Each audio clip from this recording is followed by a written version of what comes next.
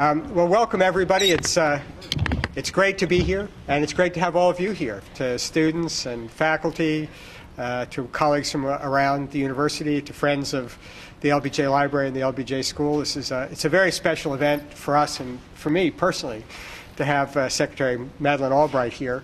It's a long friendship and professional association, and it's a remarkable career that we're really having a chance to learn from here today. I also want to extend a welcome to those of you out in Second Life and out in the webcast. It's especially appropriate that we're having this first event in Second Life and trying to reach a new audience here. Madeleine's had more than 2 lives. She's had about 7 or 8, so she's the perfect person to have in this kind of event. And so we're part of what we're trying to do here is to inaugurate our new Masters of Global Policy Studies degree program, which is trying to help us think new about the world in which we live in this very complex, interconnected and globalizing world, and understanding all the dynamic forces, including technology and transnational issues that are both bringing us together and creating new challenges about how we live together and how we deal with common problems. And there really is nobody whose career better suited to help us launch this than former Secretary of State Madeleine Albright. She has been one of the most influential figures in international policy for a very long time, having served in senior positions in 2 administrations, first with President Carter and then with President Clinton. She was the Secretary of State of the United States and U.S. Ambassador to the UN, or Permanent Representative to the United Nations. As she likes to say, she was the last Secretary of State of the 20th century and the first of the 21st, which makes her the perfect bridge to that future that we're going to be talking about. She has served as the leader of important non-governmental organizations. She's now the head of the National Democratic Institute, part of the National Endowment for Democracy. She used to run a think tank in Washington called the Center for National Policy. She's been a scholar and a teacher, which we all appreciate very much here. And now she's actively involved in advising the private sector. So she really does reflect this complex world of new actors and new forces that we're going to be spending a lot of time thinking about as part of our MGPS program. We're going to have a conversation tonight. The idea is really just to have sort of an informal review of some issues and have a chance to talk. And I want to begin by asking the Secretary of State a question which will get asked to somebody who's going to be her successor around January 20th, which is, imagine that it is January 20th and President Obama comes to you and says, what is the biggest challenge facing the United States during my administration, and what should I put my primary emphasis on? What do I need to put at the top of that agenda? Secretary Albright. Well, thank you, Dean. It's a great pleasure to be here and to be in this beautiful place and to have a chance to meet with this great audience, and I thank you very much. And I'm delighted about your new program because I think that it does do what needs to happen is to integrate a lot of different areas of work and really put the kinds of issues that are transnational and technological up front and really enlarge the aspect of what a curriculum is in public policy. So congratulations on that. I think it ain't going to be easy. The world is a mess. That's a diplomatic term. And I think that the challenges are going to be very large, but I think that the biggest problem for a Secretary of State is going to be how, in fact, to realize what the position of the United States is and how we operate with other countries on transnational issues. And I think probably the biggest one is going to have to do with energy and the environment. Although the next president is going to have to end the war or do something about the war in Iraq and deal with Afghanistan and Pakistan and Iran, one of the more difficult issues is how to deal with the energy issue because it's one of those issues that's both domestic and foreign and clearly is one of the aspects of what the next president is being elected on is what it's doing to our economy. The hard part, as you know, we both know from our work, is how in fact you have the capability when you're in office to deal with the medium and long range issues when there are immediate issues that are out there. Dean Steinberg was head of policy planning at the State Department in the first Clinton administration. And the bottom line is that despite the fact that your job was to look longer term, there was one of the issues that you constantly had to deal with, whatever the big problem was of the moment. But I think we have to keep our eye on the ball on these transnational issues. In thinking about energy and climate, obviously one of the challenges is that this is going to take the efforts of a large number of countries in diverse states of economic development with diverse relationships with each other. And yet there is no world government to answer the question about what to do or how to do it. How do you begin to think about bringing countries together to collaborate when they have such powerful different interests at stake and such a temptation to deal with their own domestic priorities and needs rather than the global needs? Well, I think part of the issue, you said I had been ambassador at the UN, and I'm a great believer in the UN, but it is not the sole organization that can deal with this now. I know that there are people that are kind of look down their nose at the UN or think that it's a very dangerous place. There are actually people who think that it has black helicopters that swoop down in the middle of the night to steal your lawn furniture. And then there are people who don't like it because it's full of foreigners, which frankly can't be helped. But I do think that something that I've been thinking about that needs to be done is the UN does need to be reformed and revived in a number of ways because it is a way to bring people together. But I also think, Jim, that we need to bring different actors to the table. I think the hardest part about what has changed from the 20th to the 21st century is that while the nation state continues to be very powerful, there are all the non-state actors, some of whom are various groups, but also some of whom are businesses. Multinationals that have a huge role to play, especially when you look at energy and environmental issues. And I have been advocating for some time creating some groups where you bring business people together, along with non-governmental organizations, other non-state actors and countries, in order to try to deal with this issue. But it is very hard because the national interests don't coincide unless you can figure out that we are all dependent on the same inventory of resource materials. You mentioned the private sector, and one of the things that you talked a lot about when you were Secretary of State is trying to bring those interests into the work of the State Department. How did you try to do that? How effective were you? What were the lessons that you learned from your experience? Well, it was very interesting because it had not occurred to me, frankly, that we needed to do more of that. I decided that as I traveled around, that many of our businesses actually had a better sense or as good a sense as some of the diplomats in terms of what was going on. We developed a business council that we worked with, but also when I travel, when I first started as Secretary of State, I would go somewhere and be asked to speak by the American Chamber of Commerce there, AmCham, and I would give a speech to thousands of people and I learned nothing. And so I decided that it would be useful to meet with the representatives of various American corporations when I went abroad. We also extended the role of our economic advisors so that they could, in fact, have a better relationship with people on the ground. And I think, in many ways, businesses, American businesses, have a capability of being very good ambassadors. Some of our businesses have better health policies or human rights policies than the governments where they are. They can, in fact, encourage that. And ultimately, I gave a prize to American corporations and small businesses that did their social responsibility issues abroad. The thing that was interesting was that when I met with business people, they said, gee, we didn't realize that we actually could have public-private partnerships and that the government could be helpful to us in terms of regulatory aspects. And so it developed, I think, into a pretty good partnership, which is why I think that there is a value in bringing different stakeholders to the party. For instance, I mean, I have in my book, I've written a book, Jim is about to come out with one, which is a memo to the President-elect. And I basically have said that there are 5 huge problems that the next President has to deal with. One is fighting terrorism without creating more terrorists. We are not very good at that. And when you talk about a war on terrorism, you basically enlarge the the persona of the people who are actually murderers. And so by calling it a war, you create warriors. We have to deal with the issue of nuclear nonproliferation. We have to deal with what I think is the negative aspects of globalization, which is a growing division between the rich and the poor, how to restore the good name of democracy, and the energy, etc. issues.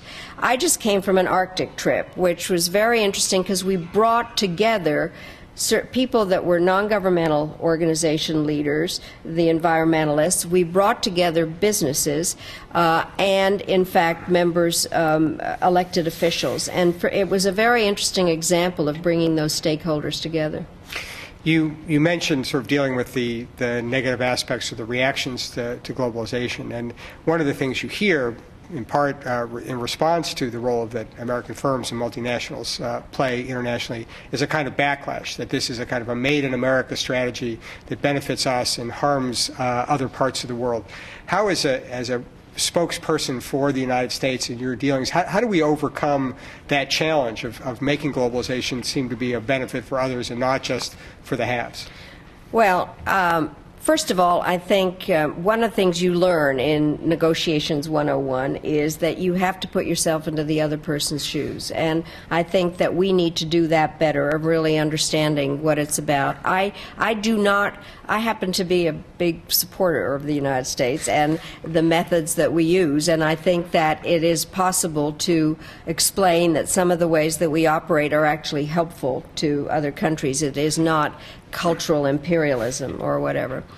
But I do think that what has to happen is that we have to be cognizant of the local conditions and try to work within those. And I don't want to push my business, but basically one of the things that we do is work with American corporations and tell them to understand that they have to be local, that they have to work with the local people, they have to be a part of the communities in which they work, and then give instead of just take. But it is a difficult problem because we, in fact, do have a lot of technology that's better than other countries, and we do need to find ourselves, our businesses are competitive and they have a bottom line. But the bottom line for me is that if you're going to deal with the gap between the rich and the poor, you have to put yourself into the other country's shoes and understand that it is not a zero-sum game, and that if the economies of other countries improve, that there has to be some kind of a way that we can absorb some of their goods, not be hysterical in terms of outsourcing various aspects. But it is a very hard domestic economic problem. We all know that. And a domestic political problem too. I mean, so how do you make, if you're trying to make the case abroad that what we have in mind is not to their detriment, how do you make the case home? You were very focused as Secretary of State in the idea that public diplomacy was not just something that you did for others, but actually did here and spent a lot of time talking to American audiences. How does somebody who's sort of seen as the Secretary of State and not part of the domestic political debate effectively communicate to the American people and get them to buy into that model that you've just talked about? Well, what's interesting is I really did feel that part of my job was talking to the American people, and in some ways I got myself into a little bit of trouble on that. Part of the thing that I think happens is to try to make the American public understand that we benefit from having an international role. So that is one of the things, and we know this, is that you never have just one audience. And so when you're talking to X, somebody else hears it, and it turns out that it isn't quite the right message. But what I was trying to do is that after the end of the Cold War, I was very concerned that the American people would think, well, it was all over. We had won, and now we could just worry about ourselves. And there was a lot of discussion about a peace dividend and that we would live happily ever after. And I felt, being an ambassador at the United Nations, and I saw more different foreigners than anybody else. Whoever was ambassador to Germany saw more Germans, but I saw more everybody. And I felt from them that they understood that the United States needed to be engaged in order for their lives to improve. I think there really was a sense that we could add. And yet the American public, I felt, had it. And so actually President Clinton used the term first, but I used it so much that it became associated with me, which was that we were an indispensable nation. And I did that in order to have the American public say, we count, they need us, we need to be with them. And, you know, whether you read it in the Bible or Batman, I kind of believe to whom much is given, much is expected. And so I would go around and I went to schools and I would try to get people to look at the globe and say most people live on the other side of the globe and we benefit from that. Now, what happened was the foreigners who heard indispensable nation said, oh my God, it's American arrogance again. And but I do think that from the perspective of thinking that you have to, in order to have a foreign policy in a democratic country, you have to get public support for it. And I think that that is something that means that Americans have to understand that we have to be a part of the solutions. And if you look at the issues, the 5 big issues that I mentioned, no matter how strong we are, we can't do them alone. There is no way to deal with energy in the environment or non-proliferation or any of those issues and decide that we can do it by ourselves. So to go back to your first question, what the next Secretary of State has to do is to recognize that the strength of America comes from cooperation with other countries. You, in your list of sort of challenges, you mentioned how do we both pursue our traditional interest in promoting democracy without it being viewed as somehow an imposition or other things. You've been now involved in your life in many different ways in the issue of democracy promotion in government as part of the National Democratic Institute. How should we think about it? How central is supporting democracy? How does it fit into other priorities? Where are the big trade-offs? And what kind of strategies should the next president think about in trying to achieve that agenda? Well, I do believe in democracy. I think it is the best system of government. And I also do think that we're all the same and that people, wherever they are, want to be able to make decisions about their own lives. And it begins in terms of where they want to live or where they want to send their children to school or what language they want to speak, but ultimately leads to them wanting to select their leaders. And so I always find it insulting to say X country is not ready for democracy. I think people are not ready for anything else. So that is my basic belief about that. But there is a big difference between supporting democracy and imposing democracy. Imposing democracy is an oxymoron. So the bottom line, and I got involved in this in a very interesting way, aside from just basic beliefs, is that in 1983, President Reagan spoke in London at Westminster, and he was arguing for the fact that democracies did not explain themselves well enough in terms of fighting communism. And so he decided to create this National Endowment for Democracy, which is similar to the National Endowment for the Arts or education, and it has under it 4 institutes: Democrats and Republicans, business and labor. And I was vice chair of the Democratic Institute. We didn't have a clue what to do. And we looked at a little bit of what political parties in Germany had done. They all have foundations attached to themselves, and they helped to support democracy in Portugal and Spain. So I did a lot of work when NDI started in terms of supporting democracy in Central and Eastern Europe. What has happened is that democracy has gotten a bad name, and it's gotten a bad name because of Iraq. I think there's no other way to state it. And therefore, I do think it's important to kind of restore the good name of democracy in a way that we can support it in other countries, helping those people in terms of giving them the tools of the nuts and bolts of democracy without saying this is the way you do it and follow the American style. And what NDI has done is actually work with a number of people from foreign countries, and it isn't just American democracy. Other countries have democracies, and using that model to see whether that's something that suits other countries. And so I'm a great believer in that, and I do think that human rights and democracy is something that the U.S. should be promoting, but not as a mission. It is not our mission to Christianize the world or make everybody democratic according to the way that we think. Some people still say, though, that there are important trade-offs in terms of other national interests, and accuse all administrations, ours, the current administration, of hypocrisy, that you promote it in countries where either they're your enemy and so you don't care, or they're insignificant so you don't care.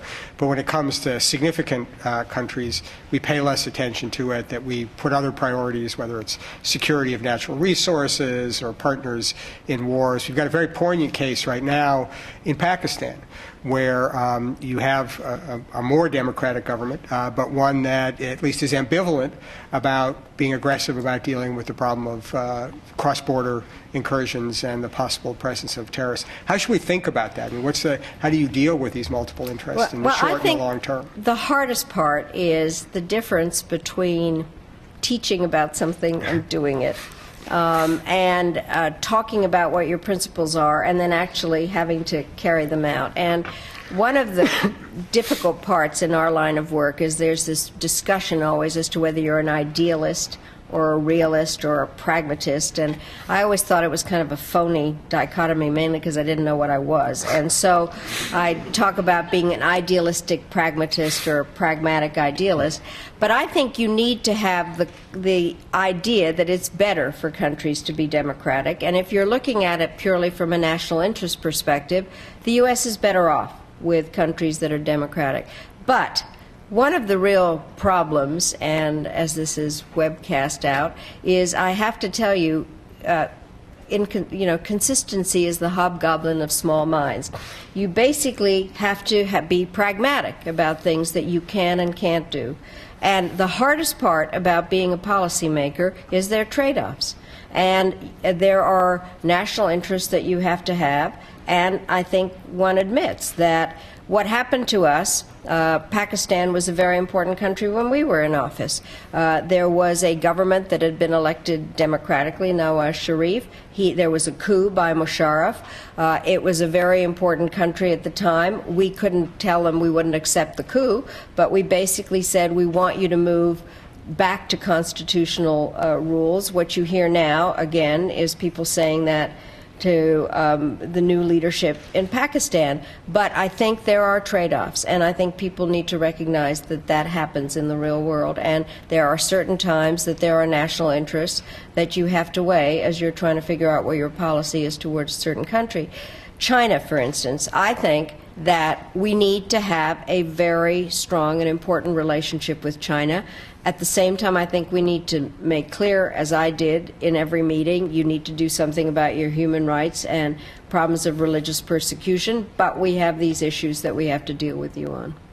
During the campaign, we've heard discussions about the idea of creating a League of Democracies, and you, as Secretary of State, were instrumental in creating what I believe was called the Community of Democracies in our time.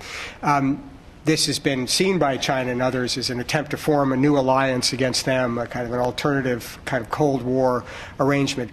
Is there a role for a new kind of institution that's not geographic but is based on values like democracies? And what would it do? How would it be organized? Who would be in it? Well, this may surprise you, but I'm actually opposed to the League of Democracies.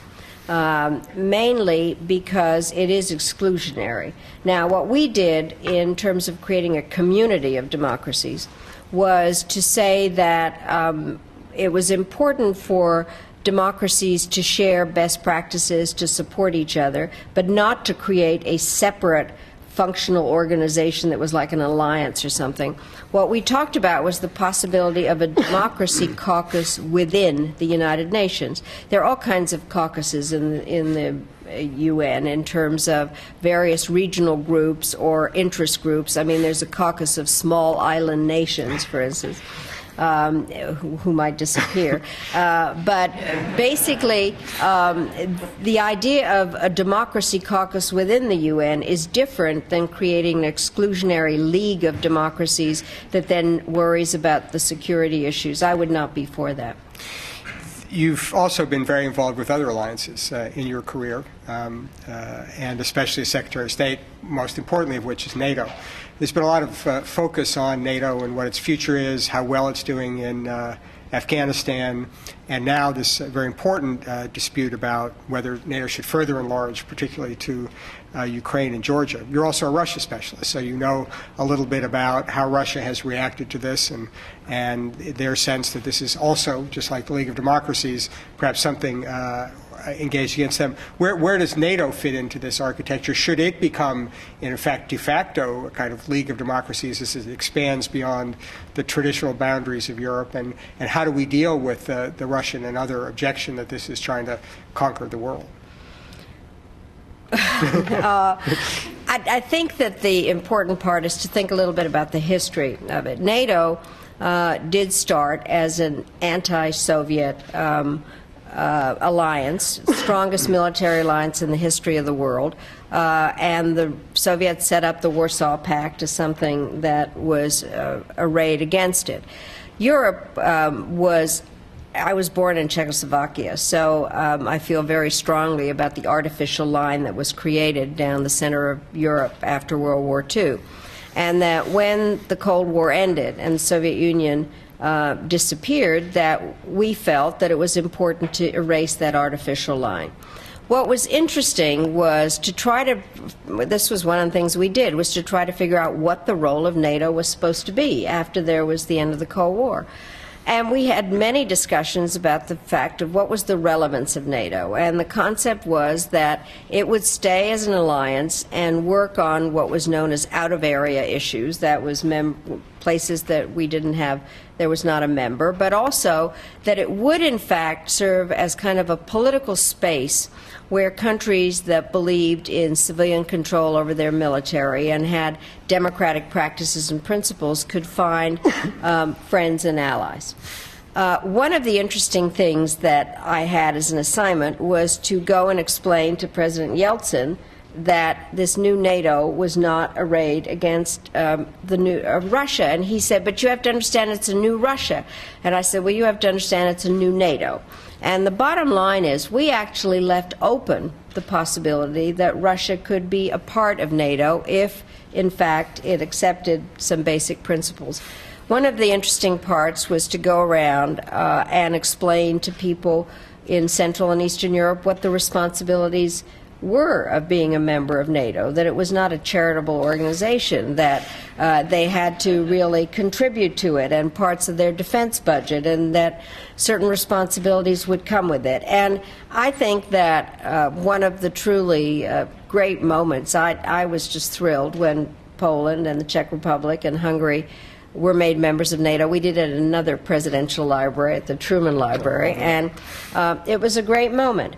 I think the question is how fast it should expand. And I think that what has happened is that there has been the creation of, we thought up various kind of levels of entry, the Partnership for Peace that was a beginning, and the membership action plans. And what we found was that the thought of being in NATO actually was a very important political magnet, and that countries began to solve some of their border disputes. Hungary and Romania decided that they could get over some of their long-term problems. And so the thought of being part of NATO was a catalytic thing. I think NATO has found a very important role in Afghanistan. It's very difficult. What they're finding with the size of NATO now is that countries have their own mandates. It's very hard to command a NATO army. But I think it is a very valuable organization, but you can't give memberships that easily. And I do think that having these steps, I believe that now Ukraine and Georgia should be on a way of having a membership action plan, and that attraction of being part of NATO is something that helps in terms of their political issues. I wish we could keep explaining to the Russians that it's not against them. I think what's happened is that President Putin is in some other century, the 19th century, in terms of spheres of influence don't work in the 21st century. And if one could explain that we still don't see NATO as an anti-Russian thing, that's going to be one of the big assignments of the next Secretary of State and President, Secretary of Defense. You know, as we talk about all these different challenges, energy and environment, proliferation, dealing with conflict in the Middle East and Southeast Asia, Southwest Asia. Obviously, the strains on American diplomacy grow and grow, and just the ability to convey these effectively around the world. You've been in the two most important diplomatic positions that the United States has at the UN and at the State Department, and everybody seems to recognize that our diplomatic capacity isn't up to what we need to meet these 21st century challenges. Even Secretary Gates at the Defense Department has been talking a lot about that.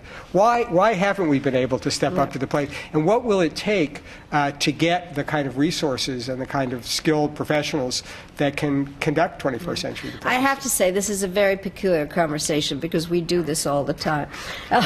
And we have talked about all these issues in different ways, and we both know how difficult they are.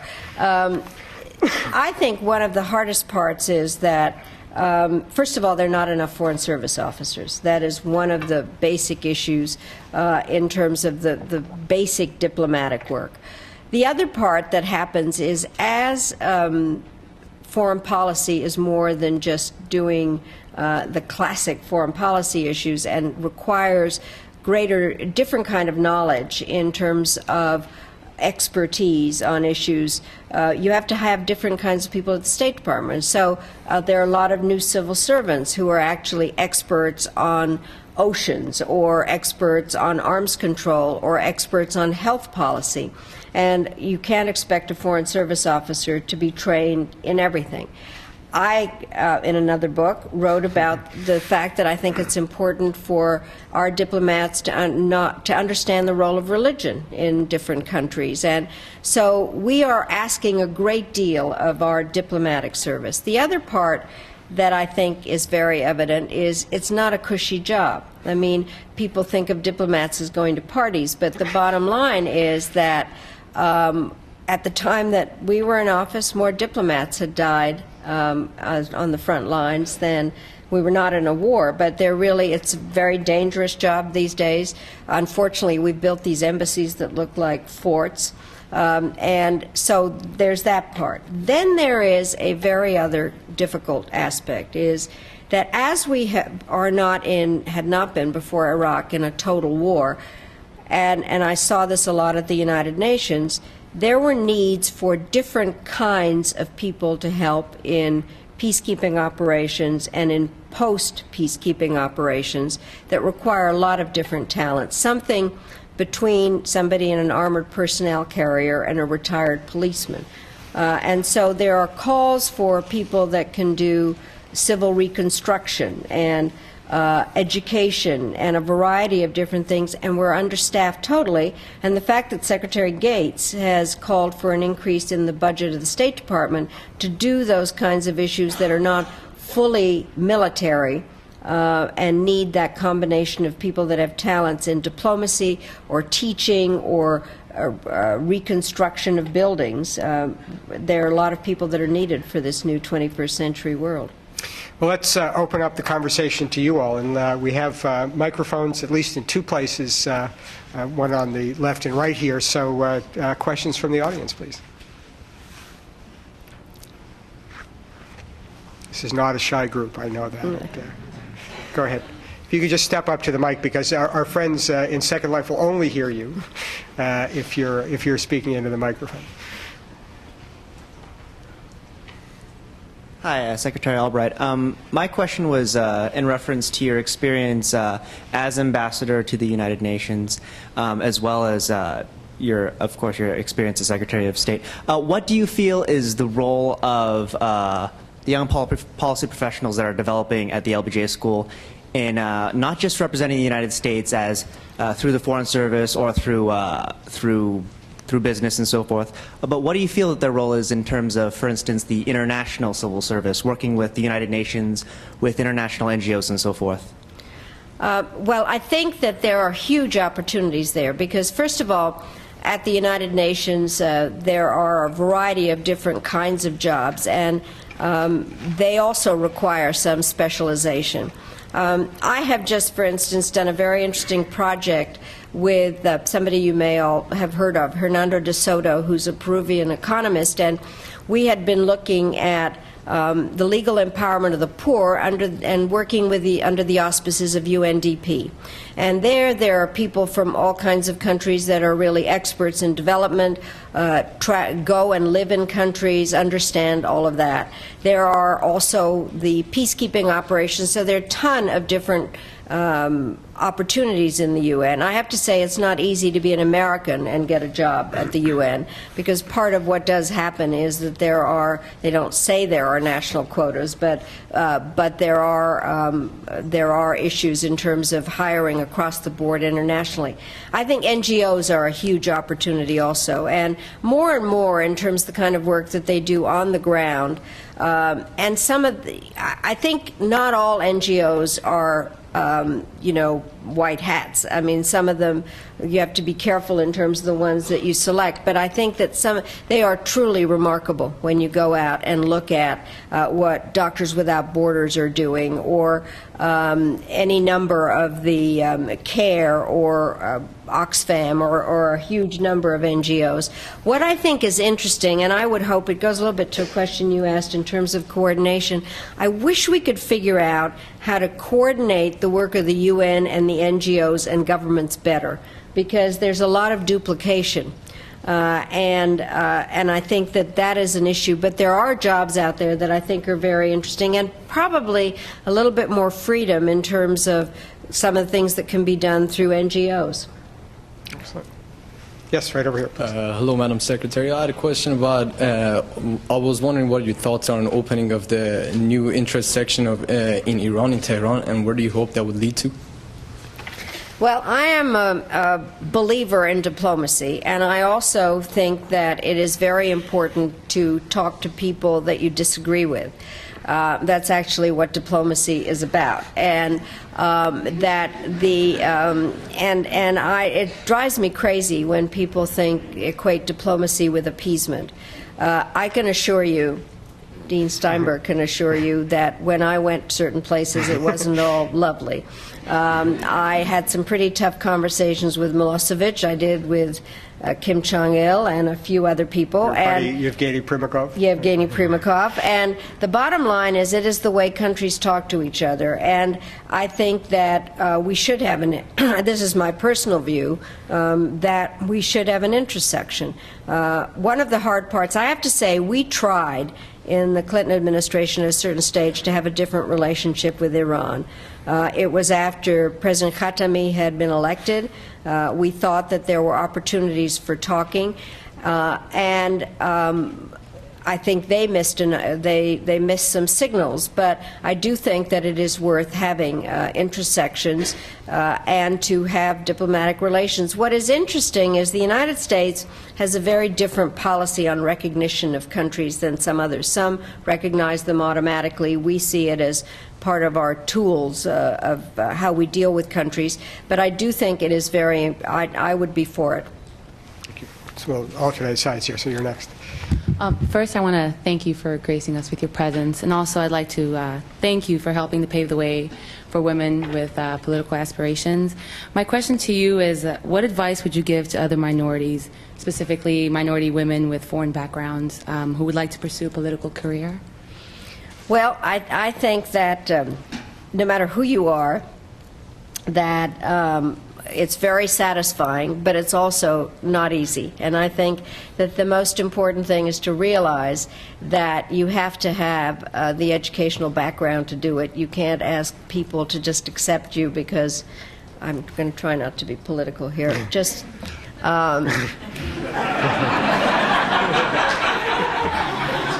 you need to know what you're talking about. Lipstick is not the only thing that works. But I think that there are more and more opportunities, and I think partially what is happening is that there is an understanding at various levels in our government and in NGOs that because the world is diverse, that it is important to have a lot of diversity in the people that represent countries and work. But I also think that, from my own experience, that it's a constant struggle in terms of persuading people that you can do something, but it's worth the effort. And I think public policy is such a great gift to the person who's doing it, because you really feel that you are contributing to your society. And I think that you can't get a job on the basis of what you look like or who you know, but on the basis of whether you have a good education and whether you can really add to the story. So good luck. Over here. Thank you, Madam Secretary, for coming. My question relates to something that you touched on, where you said there's not enough Foreign Service officers to do the job. And after taking a few classes here, we've examined that. And I'm wondering, with a new Congress coming in a matter of months, what advice could you give to the State Department and the new leaders that are going to be appointed within the State Department on how to improve a relationship with Congress as far as funding, and then also the process of becoming a Foreign Service officer? Well, first of all, I think that there is a question always about the budget of the State Department. It is not a very large budget, and it is very hard to argue for it.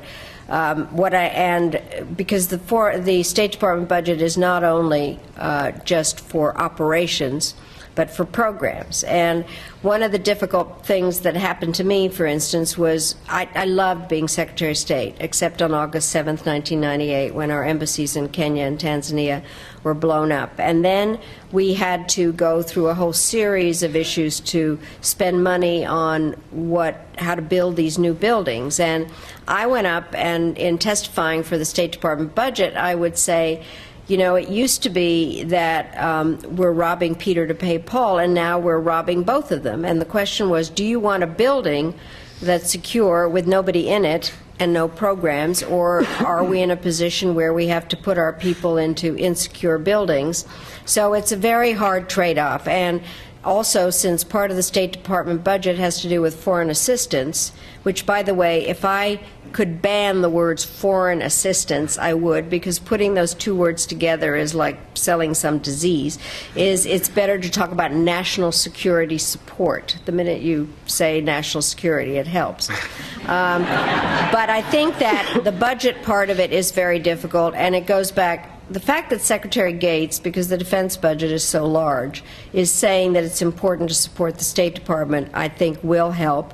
But it's going to be a struggle. So I do think that the next Secretary of State and all the assistant secretaries that go and testify will have to really push. And part of the problem for the next president, whoever that is we have a huge budget deficit. It's not going to be an easy budget, period. The military needs to be put back together. We have the issue of whatever happens with the health system. There are a lot of issues, and so arguing for the State Department budget is going to be difficult. The other part that I think is very hard, and I see it in my own students, is that people want to be in the Foreign Service, but it takes so long to get clearances and to work all that out, and that people get discouraged. So I think that there has to be a faster system on that. Also, there has to be requests by the Secretary of State for increasing the size of the Foreign Service. And I think we've all tried it, but there has to be more of an effort. So, and then there are the issues that have come up recently as to whether you make people go into a war zone, what you do with what are known as tandem couples, where a husband and wife are in the Foreign Service, and how they work it out. So it's not without its problems, but it's something that does have to be worked on very actively by the State Department and the President of the United States. Now, I can't resist a follow-up. There's been a lot of talk about one of the problems in getting support is the problems of partisanship around these issues and difficulties of getting cross-aisle support. You were famous for your relationship with Jesse Helms when he was chairman of the Senate Foreign Relations Committee. Is it possible to restore the old tradition of bipartisan foreign policy and to get support for this, or is it inevitable that it's going to get tangled up in the politics? I think that we have to do it, because there's no way to operate without trying to have bipartisan support. I do think people are going to be working on it and are much more conscious of it. I have said in my book called Memo to the President-elect that actually... Undoubtedly available at book people. I hope very much that whoever the next president is actually has members of the opposing party in some of the jobs. It's not easy. And partisanship is, Washington is a pretty nasty place at the moment. But there used to be a time that I actually had a lot of Republican friends, and I'd have them to dinner, and we all managed to eat together. And there really was, I think, a sense of bipartisanship, and I think it does have to be restored. But it wasn't. Jesse Helms, actually, interestingly enough, when I went there for my confirmation hearings, he would say, "Ms. Madeleine, we're going to make history together." And the bottom line is thanks to the cooperation, we did get that NATO enlargement. But it takes active work, and I think the next President of the United States has to be the one that really encourages it. It won't happen if it doesn't happen from the top, because the partisanship that exists now is coming as a result of a mood that I think is not getting us anywhere. Over here. Hi, Madam Secretary. I'd like to thank you for coming again, and I'd like to also thank Dean Steinberg for pulling his little strings to get you here. But I wanted to ask you a question about experience. It's been a big topic in this election cycle, coming from both sides of the aisle now.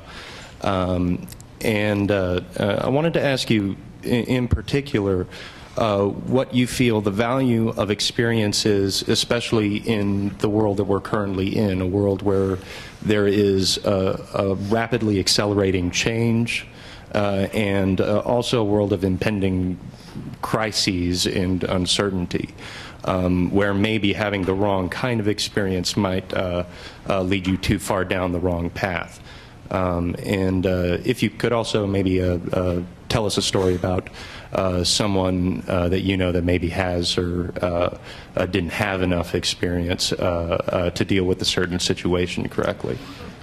Let me say this. I do think that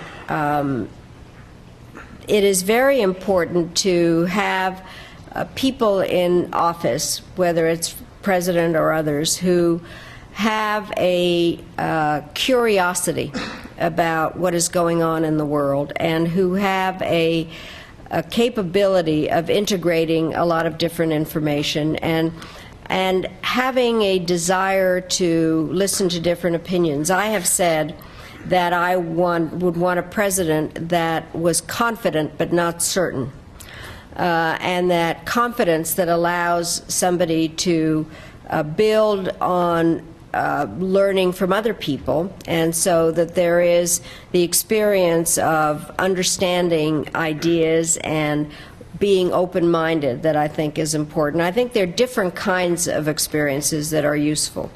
And I do think that it's important to actually know where certain countries are, and to have if you're in foreign policy, of having traveled and having a respect for other people's ideas and different history and culture. We have had a lot of very different kinds of presidents, and I think that some who have been accused of not having experience, Harry Truman, for instance, I think ends up having had a worldview that was very important and very useful. But for me, what is essential is this curiosity and the capability of listening to different ideas. I also think that what is important is the capability of attracting people that want to help you. The job of president these days, or secretary of state, or whatever, is so difficult that you have to have the capability of attracting people to your side who have a variety of different experiences. But it is essential, I think, to have some kind, if you're president, of having a worldview. What I'm very troubled by is the certain president that we have, which is that the certainty of knowing, this feeling that you know exactly everything, makes you realize that you don't even know what you don't know. And so that's why I've been talking about the importance of the confidence aspect, of being able to listen to people's ideas, being able to see the other person's point of view, being respectful of those ideas, but having a set of core principles that then allow you to make up your own mind. Thanks, Madeleine. Thanks to the miracles of modern simulated technology, our participants in Second Life are able not only to hear you, but to ask questions back. Which is amazing. We have a question here from Second Life, and we've been talking a little bit about democracy and human rights and international organizations, and one of our participants there from New York would like to know your thoughts on the International Criminal Court and what the United States relationship should be to it. Well, that is one of my favorite subjects. I have to say that when I was at the UN, one of the issues that I was really proud of, and one of the first votes that I took, was on creating the war crimes tribunals for the former Yugoslavia and then for Rwanda. And it was interesting because it was a real step forward in terms of an international system of dealing with crimes against humanity and doing something that's absolutely essential in an international system where terrible things happen, which is to assign individual guilt so that you could expunge collective guilt. It's not necessary to make a whole group of people responsible for what some people do. And so it was a big step forward. And then the International Criminal Court issue came up, and I think that on the whole, the United States, a country that used to believe in international norms and the rule of law, why would we not be for an international criminal court? And it was part of a very complicated discussion that we had within our administration, which was that the United States actually had troops all over the world in more than any other, and that in fact, we had to be very careful of our troops and how they were protected. And we had many arguments about it, and in the end, the United States did not sign on because of that. On the other hand, we believed when we left office that it would be important for the United States to be a friend of the court, meaning that we would continue to discuss what was going on in the court, help the court as it developed questions about what aggression was about or how to define terrorism. And so by not having much to do with it, I think we've undercut ourselves on it. It is a complicated issue, but one of the aspects that people have forgotten about setting up the International Criminal Court is if you have a functioning national legal system of your own that deals with crimes that are theoretically committed that are not on the international norm, that you use your own courts. And I think that is the part that never was made clear, that the U.S. would not be subjected to an international court if we, in fact, were able to try people that tortured in our own courts. And so it's gotten to be a very complicated kind of an aspect. I think I have said that I believe that the United States is an exceptional nation. It's just that we can't ask that exceptions be made for us. Over here. Hi. Back to First Life. Again, thank you so much for being with us here today. You truly are an inspiration to all of us, I hope. I would like to go back to the question about the United Nations. I came to the University of Texas from Croatia, so I have lived through the war in the ex-Yugoslavia, and that gave me an opportunity to see all the good sides and the great possibilities the UN can provide to a country in war, but also the challenges. So, as you have said, you're a great supporter of the UN, and undeniably it has played a great role in the world affairs. However, it is in a critical need of a reform. And my question is, in your world, how would that reform look like? How would the UN work in the world affairs, and specifically the line between providing aid versus keeping the peace and getting out of the way of political interests? Well, very hard question you've asked. First of all, I am a great believer in the UN. I always kidded about the fact that the reason I got the job was that when I was a sophomore in high school, I won the United Nations contest for the Rocky Mountain Empire, because at that stage I could name the 51 countries of the UN in alphabetical order. Now, it was clearly a simpler time, and with over 190 countries, it's a very complicated system. We believed that the UN needed to be reformed in a number of different ways, that in the years of the Cold War, the bureaucracy of the UN had grown to elephantine proportions, and we were actually asking that elephant to do gymnastics and all kinds of things, and it was very difficult. And yet, this was the problem in terms of pushing for reform. The United States actually owed money. We created artificial financial crises there. One, because the peacekeeping bill had a bulge in it and we were not paying it. And second, because our fiscal year is off. Our fiscal year is from October to October, and most people start the year in January. And as we pushed for reforms, the British actually delivered a line that they had been waiting 200 years to say, which was representation without taxation. So we lost a lot of our leverage because they'd say, well, you're the ones that are creating the issues. I do think that the Security Council reform has to happen. There has to be reform there because it's not reflective of the world. But trying to solve it is like the Rubik's Cube. And I'll give you just an example. We were for having Germany and Japan as permanent members of the Security Council, reflective of their power. The first country to come to us to object about this was Italy. And they said, this is not fair, we lost the war too, which is a strange campaign slogan. So that was one issue. The other was at any given time, out of the 15 members, there were 5 Europeans who either were in the EU or wanted to be at the EU in the time.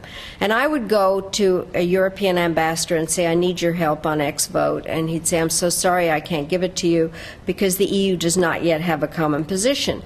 And then 2 days later, I'd go back and I'd say, so now can you help me? And he'd say, no, because the EU does have a common position, which means that the EU should have 1 seat on the Security Council, but you're never going to get the British and French to give up their veto. So those are the problems, and the question is whether you can find a formula to expand it. There needs to be also, I think, more support for those who contribute to peacekeeping operations. And then the part that is really hard and would take a whole class to explain is that there are contradictions, for instance, between the High Commissioner for Refugees, who wants to be able to go into a country and work on both sides, because the problem is how to deal with refugees, but then gets in the way of peacemaking forces. And so a lot of that needs to be deconflicted. But the bottom line is we need an international organization. And I'm not for blowing up the UN and starting over. And so I think there needs to be American support for the UN and an attempt to try to work on a whole number of reforms. And if the UN doesn't work, which it didn't, for instance, on Kosovo for us, to try to figure out how not to let it block you and operate multilaterally through NATO or some other way of coalition. But I think it's worth reforming and working with it. Over here. Hello, ma'am. What do you think of the India-US nuclear deal, and how do you think will it affect the global dynamics, given that China and Pakistan and some other countries are unhappy with the preferential treatment given to India? Well, what is very interesting, if we talk about the structures of governments, that one of the things that's interesting in our State Department is you have the regional people versus the functional people. And a lot of people believe in the regional part that a U.S.-India relationship is absolutely crucial in the 21st century. And a lot of the non-proliferation people are not happy with the fact that the deal has been made. But I maintain that, and this is one of my 5 big issues, is that the non-proliferation regime is broken. And I don't know whether, and I often talk about the unintended consequences of foreign policy decisions. And One, for instance, in 1953, when President Eisenhower gave his Atoms for Peace speech, whether at the time physicists didn't understand how easy it was to get from peaceful to weaponized nuclear power, but clearly it is easier now than people thought for countries to have peaceful programs that ultimately fall into weapons. And in watching what's going on in Iran, you can see what the problem is. So we need to work on a new non-proliferation regime. I happen to support the India nuclear deal. I think that it is very important in terms of having a relationship with India, but I would hope that it would be taken as the basis for developing a new non-proliferation regime where India would be one of the first countries to join a fissile material cutoff treaty and to really try to figure out some different way to deal with the non-proliferation problem, because what we've seen in Pakistan and Iran and other potential problems is that the system that worked for all those years, the deal that is the basis of the NPT, that the nuclear powers will systematically disarm and that there will not be new nuclear powers, is clearly broken. And when the U.S. is testing new generations of nuclear weapons, that doesn't help either. So. We've got another question from our friends in Second Life, and the question is, Americans' lack of information and misperceptions about Islam are having an impact on our national debate about how we should interact with the world. And how should the government, the State Department, and others affect and be involved in this discourse in terms of how Americans understand the challenges that Islam places and where it fits into our national security? Well, I think we are woefully ignorant on Islam. And one of the things, when I was Secretary of State, we began to look at the issue of how the State Department could deal with the aspect. We began to put Muslim holidays on the calendar, and I hosted iftar dinners and various things, tried to involve Muslim Americans in a variety of discussions, and actually began to print a pamphlet on explaining Islam to Americans in another book that I wrote, which is about the role of God and religion in American foreign policy. It's called The Mighty and the Almighty. I took a lot of what we had written in that pamphlet in order to talk to people about Islam. And it put me into contact, when I went around with the book, with a very different kinds of audiences. And what I think is tragic is that we associate the adjective Islam with all kinds of things that, talking about Islamo-fascists and automatically equating Islam with terrorism, is something that we as Americans have to unlearn. And one of the hard parts is to even figure out what the right vocabulary is. For instance, we talk about moderate Muslims, but the bottom line is moderate Muslims don't believe moderately. They believe passionately in moderation. And the question is how we as Americans can learn more about the fact that it's not all monolithic. Most Americans don't realize that most Muslims don't live in the Middle East, but live in Indonesia and in India. And I think that's just, we're woefully ignorant. And one of the reasons that I think that our diplomats need to know more about religion is not in order to mess up the division between church and state, but in order to understand what it is that they're dealing with. But I agree that we don't know enough and therefore make assumptions that are hurting us in terms of national policy and our relationships with large portions of the world's population. Great. Well, our time is getting short, so I'm going to take two more questions in First Life here. I apologize to the rest of you who've been waiting patiently, but we've gotten quite a lot of time from Secretary Albright here, so we'll do one over here and one over there, and then we'll bring it to an end. Hello. Thank you for helping us inaugurate this great new program, the MGPS. My question is about one of John F. Kennedy's pet projects, the Peace Corps. And I was wondering if you could comment on its role, what its role should or could be in this new century. I think the Peace Corps has turned out to be one of the great innovations of our time, and I would hope that in many ways it could be expanded, and also expanding the kinds of work that is done by, it goes to one of the earlier questions really about what the options of public service are. And in terms of having people that show the best side of America, of going and helping, whether it's teachers, retired people. I think I'm very much into older people. And I really think that there are capabilities of Americans who want to go and serve abroad. And so, but one of the other problems, and the same thing is true, is it takes a while to get in. And I just know from my own students that the aspect of you want to do something, and then by the time you get there, you have to pay back your student loans or whatever, and it complicates life. So I think that we need to make it easier to go in, and then also to allow more different kinds of skills to be a part of the system. I think it's one of the truly great American innovations, and one of the many great things that President Kennedy came up with. Final question. Thank you. All right. Thank you very much for coming. And you are a role model to many women, and so you'll have to forgive me if I stammer a little, just because I'm in awe. But 75% of the world's poor consists of women who have been repressed or abused. And you talked about an education being a strong foundation, but how else would you empower these women who may not have the same freedom as we in the United States have? Well, I think that women do most of the work in the world. And I think that there are any number of different things that have to happen. And there are a number of different things that I've been involved in. I made women's issues central to American foreign policy, not because I'm a feminist, but because I believe that societies are more stable when women are politically and economically empowered.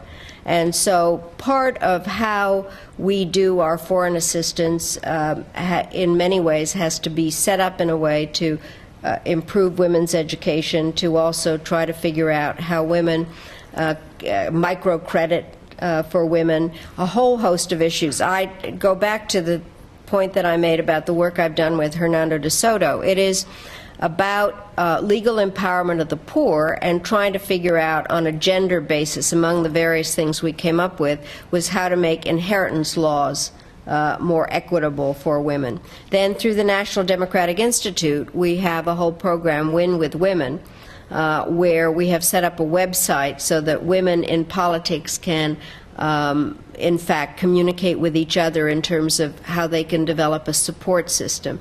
I speak on this a lot, and one of the things that I always say is that the way some women are treated, people say it's all cultural. I say it's criminal, and we all have to do something about it. And I think it is one of the basic aspects in terms of trying to get, whether you look at it from a feminist point of view or from a stability point of view, it is absolutely essential that societies empower their women. So. Well, I apologize to all of you, both in first and second life. We didn't get to all of the questions, but I think you will share my view that we've been treated to a true tour d'horizon and tour de force by an extraordinary figure who's contributed so much and will continue to contribute so much, both here and abroad, to America's future. So thank you very much, Secretary Albright. Thank you. And can I just say, let me thank all of you for your terrific questions, and let me compliment Dean Steinberg and the LBJ School and all of you for what you do, because I think that the broadest discussion in terms of public policy and education of young and older, in terms of the capability of diversity and working together on these 21st century problems, is absolutely essential. The 21st century has not begun the way it should, and I think that especially with tomorrow as an anniversary, I think that it is exactly the kind of interchange, both in first and second life, that's going to allow us, I think, to figure out our way through the 21st century in a better way. Thanks a lot, Jim. Thank you.